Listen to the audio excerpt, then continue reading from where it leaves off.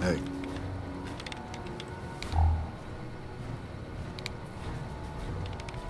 It's good to have a friend of the NCR here. What can I do for you? I can provide a quick history lesson, if that's what you're looking for. In 2274, President Kimball sent the NCR Army into the Mojavean force with the objective of occupying and repairing Hoover Dam. Rangers and Army scouts had confirmed that the dam was basically unoccupied and could be restored to an operable condition. Upon arriving at the dam, however, they discovered that a large force of tribals and robots had occupied it. This was our introduction to the three families, the Securitrons and, of course, Mr. House. Using his Securitrons as intermediaries, Mr. House called for parley. He claimed his forces had occupied Hoover Dam in order to safeguard it for our arrival, and that he was ready to turn it over to us, so long as we could agree to terms. Those terms became the Treaty of New Vegas. The treaty recognized Mr. House's sovereignty over the Strip and granted us rights to establish military bases at the dam and McCarran Airport. The NCR is legally permitted to send 95% of the electricity produced by the dam to our home states. The remaining 5% goes to the Strip.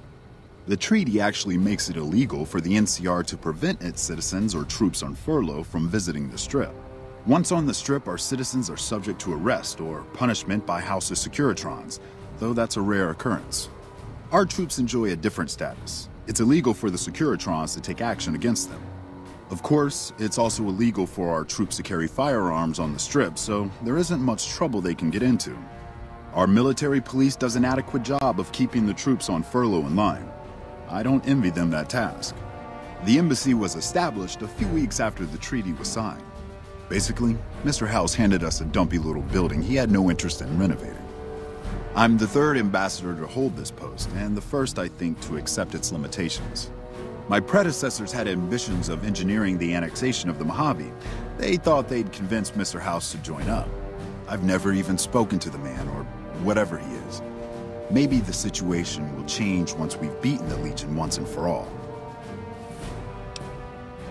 Now we mostly just keep track of the NCR citizens and troopers around and make sure they don't get in trouble, but that's Captain Papa's job. I keep myself busy with paperwork and reports that get sent back to the NCR. It's mostly busy work, but every once in a while we make progress. It's the same old stuff around here. Gambling, debauchery, drunkenness, it's all here. I'm getting a little old for it, however. If you want more information, try talking to some of the other guys around here. I don't get out of the office much anymore. Interested in politics, huh?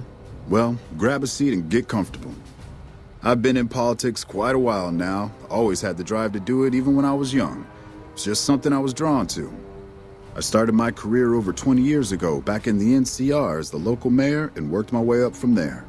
I managed President Kimball's first run for a seat on the council. I suppose that's why I have this ambassadorship.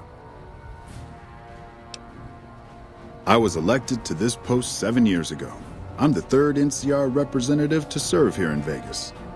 Now, I've had my share of ups and downs along the way, but I wouldn't trade it for anything in the world. That's it. Anything else you wish to know?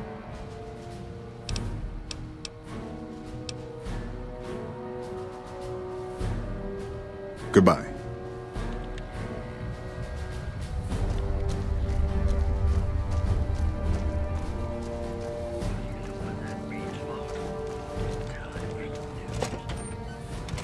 Almost out of caps.